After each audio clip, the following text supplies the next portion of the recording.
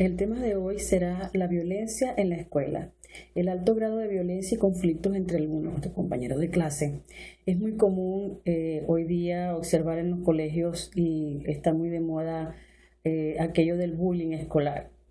Y es preocupante ver a diario a los alumnos, a los niños, a las niñas, compañeros de clase, estudiantes de la misma escuela, que conviven a diario, que no pueden ni siquiera rozarse accidentalmente porque ni mirarse por mucho tiempo sin que esto ocasione un conflicto entre los niños.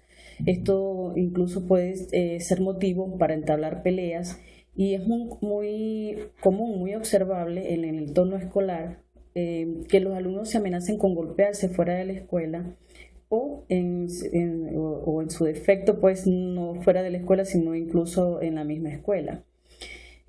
Sin contar pues con que ya las aulas escolares en muchos casos es un campo de batalla donde hay que mediar constantemente para evitar que los niños se vayan a los golpes o que se agredan unos a otros. Es posible que una de las causas tenga su origen en el hogar, que es uno de los sitios donde el niño modela conductas.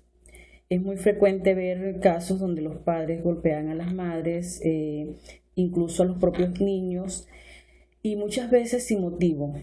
Otras de las causas aparentes pudieran ser el alto grado de violencia que se ve en los programas televisivos y en algunos de los programas infantiles, los cuales pasan en horas en las que los niños tienen acceso a la programación y no tienen supervisión de un adulto responsable de ellos.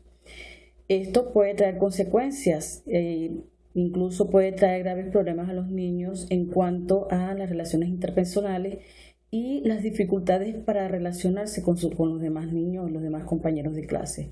El maltrato que reciben en el hogar o que pueden estar recibiendo en el hogar contribuye a deteriorar aún más la interacción escolar al disminuir la posibilidad de que se establezcan entre los niños relaciones positivas.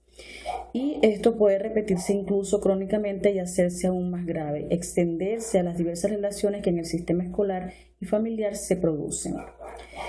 Actualmente existe un gran consenso en aceptar que la probabilidad de la violencia aumenta cuando el nivel de estrés que experimentan los padres es superior a su capacidad para afrontarlo. Una importante fuente del estrés familiar procede, sin lugar a duda, de las condiciones extremas de pobreza y de las dificultades socioeconómicas que de ellas suelen derivarse en la vivienda familiar. Condiciones higiénicas, falta de espacio, hacinamiento, temperaturas extremas, desempleo, una carga familiar difícil de mantener, los problemas que en el entorno social se pueden derivar.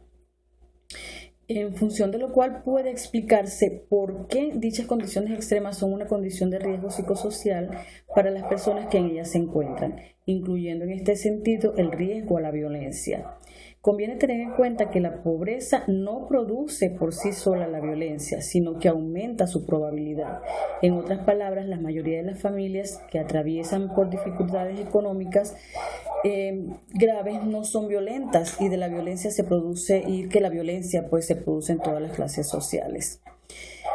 Pudiéramos nombrar muchas consecuencias más, incluso muchas otras situaciones que pueden derivar en la violencia, en esa violencia familiar que hace que los niños sean violentos en su entorno escolar, en sus relaciones interpersonales con sus pares, porque son sus iguales y es con quien pueden en algún momento dado desahogar sus frustraciones.